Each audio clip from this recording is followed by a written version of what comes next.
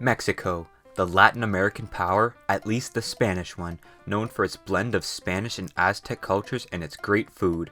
Mexico is a big nation and for much of its history could have ended up like the US did. It was even bigger than the US at one point and has the same Atlantic and Pacific protections.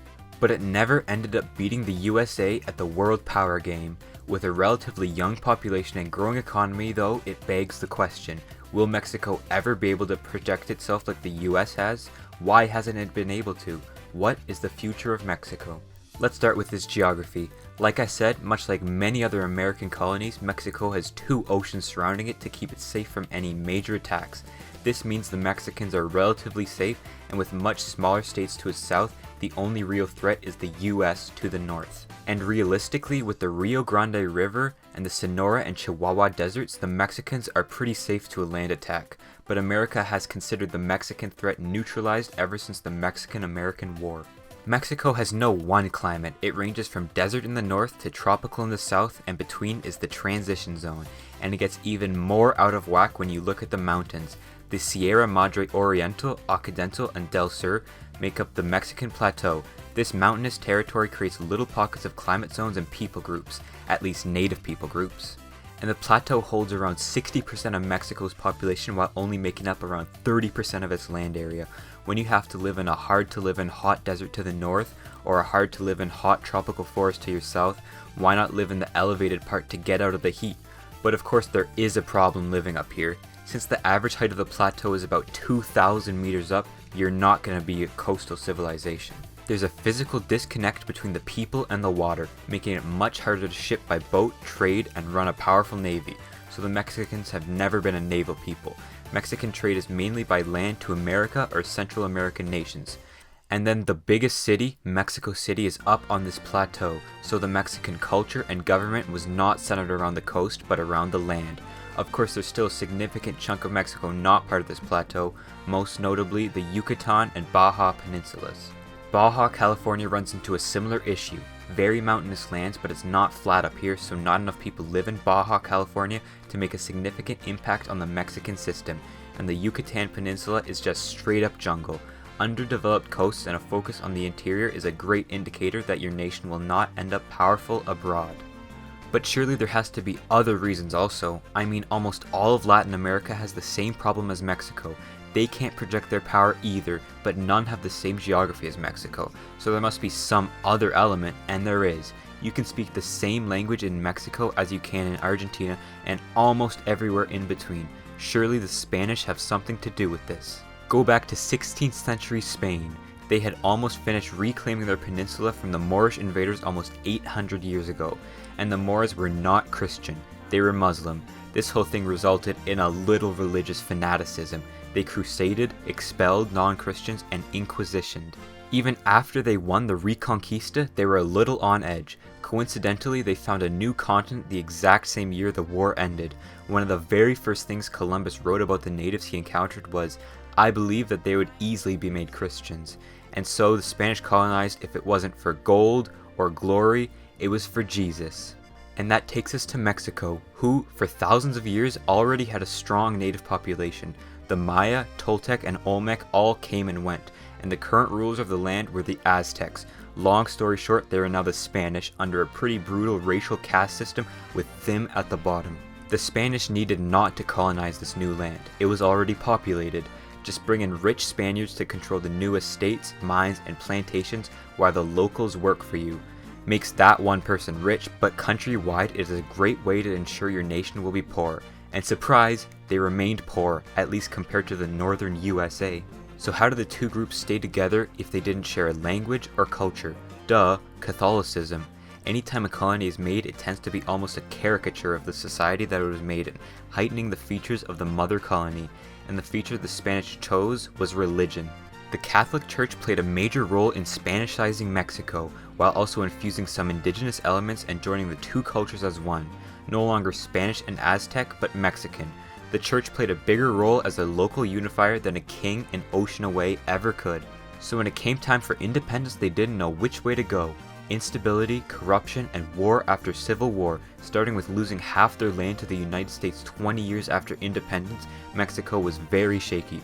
the church and military held most of Mexico's power, leading to a war attempting to eliminate their rule. Immediately after that, a French intervention and dictatorship after. When the dictatorship ended, another civil war leading to a new constitution. And even though there haven't been any major civil wars since then, instability, corruption, and social inequality still plagues the nation. The wealthy, hyper-Catholic colonization of Mexico stunted its growth while also destroying native growth. 2-for-1 deal. But how will Mexico face off against the future? Mexico is the most populated Spanish country on Earth with just about 130 million people, and the population is fairly young too, the average Mexican being just below 28 years old. In a decade or two, this will mean millions of Mexicans in their 30s and 40s, aka the money-making stage of life, which will dramatically increase the standard of living in the nation. The population will then grow to around 157 million by 2060 and then slowly fall back down to 140 million by 2100, meaning Mexico is almost already at its full population.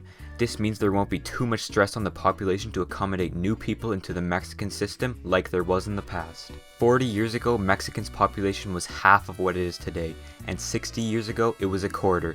The stress put on the country was enough for many millions to pack up and leave for a better life, mainly to the US, growing rapidly since the 1960s. But in the past decade, that number has slowed down, and honestly, as the Mexican population begins to grow slower and slower, that number will likely keep going down.